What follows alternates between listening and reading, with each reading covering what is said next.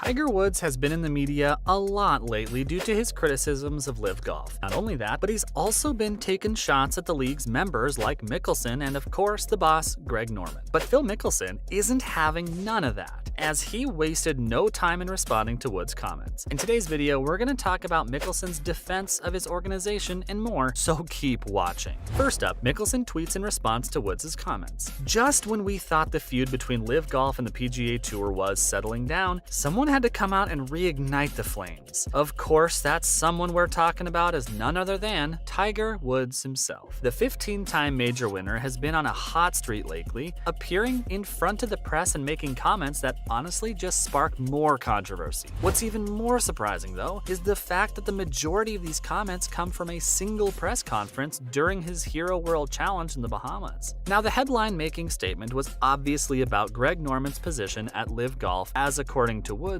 he really needs to step down for peace to prevail between the PGA Tour and the Saudi League. We get why that one caught everyone's attention. A comment that went rather unnoticed, however, was when Woods was asked about Phil Mickelson's move to LIV. The reporter referred to the fact that the tour is now bringing in its big money elevated events in response to the breakaway league, something that was a sticking point for Mickelson before he left. So Woods was asked if the tour owes Lefty an apology now, to which he said, absolutely not. Of course, most people would think of this as a normal statement, but it looks like Mickelson really took it to heart, as merely hours after the press conference, he logged straight onto Twitter to fire some shots back at the 46-year-old and hit him with some cold hard facts. Up next, Mickelson says the PGA Tour's money claims are fake news. Now, Woods' comments about Mickelson were actually followed by an explanation, and during that explanation, the golfing legend claims that the tour had to take out an enormous loan during the pandemic because it was really struggling to make ends meet. What's more, had the pandemic been extended for another year, then the association would have literally run out of money. The situation was that dire. Obviously, everything's worked out in the end as the situation got better pretty quickly. As a result, they basically have some extra cash now that they're using to fund these elevated events, meaning that this couldn't have been done during Mickelson's time on the tour. And to be fair, multiple people have spoken up about the PGA's financial problems over the past couple of years. The LIV star, however, doesn't believe these claims one bit, as according to him, the tour has had enough cash to fund everything for years now. Not to mention, he has said this before too, that the association is sitting on $800 million,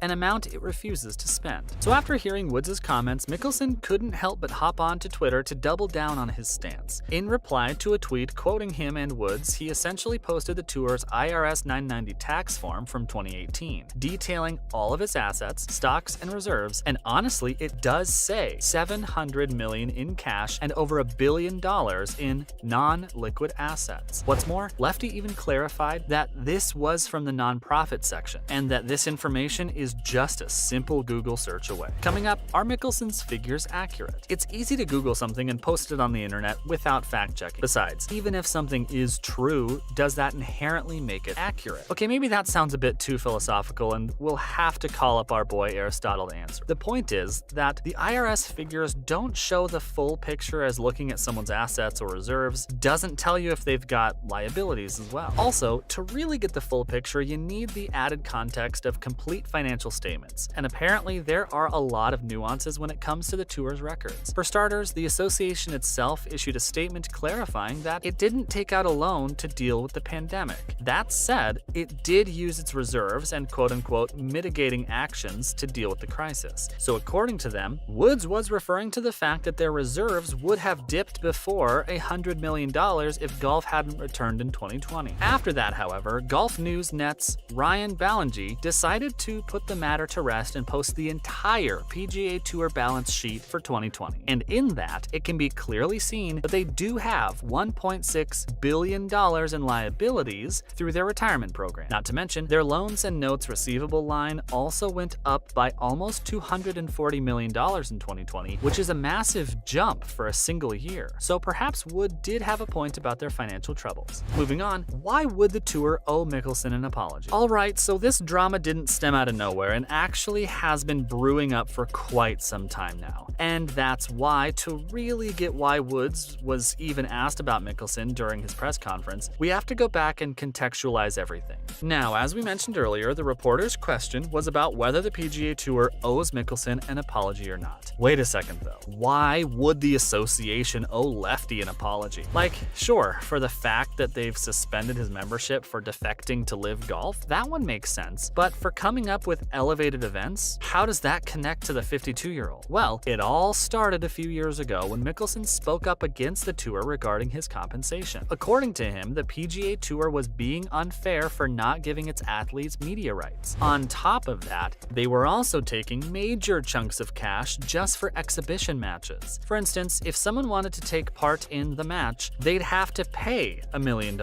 So all of these things, combined with the fact that the association didn't nearly pay its winners as much money as it earned, was a massive issue for Mickelson. That's literally where the $800 million quote comes from as well, because according to the 6-time major winner, they could easily afford to spend more on their athletes. Hence, in a way, the PGA Tour is proving him right by introducing these new big money events and player impact program now, which is why people think the association owes him an apology. Not to mention, the tour's spending has been a point of contention. Mickelson isn't the only person who has pointed toward the tour's spending habits as an issue. As a matter of fact, this is one of the biggest talking points of the whole PGA Tour versus Live Golf debate as well. Those on the Saudi League's side, for example, think that the tour is supposed to be a non-profit organization that distributes extra money to charity. That being said, they still have a ton of cash on hand, which makes you question their actual motives. As a matter of fact, some people have even accused the association of lobbying and using its money to run propaganda against the breakaway league, and let's be fair, they do have a lot of influence over the political establishment. Plus, a lot of media outlets have also been known to favor the tour a lot more than any neutral would. Patrick Reed is a great example of this, as according to him, the PGA has paid journalists to run a smear campaign against him.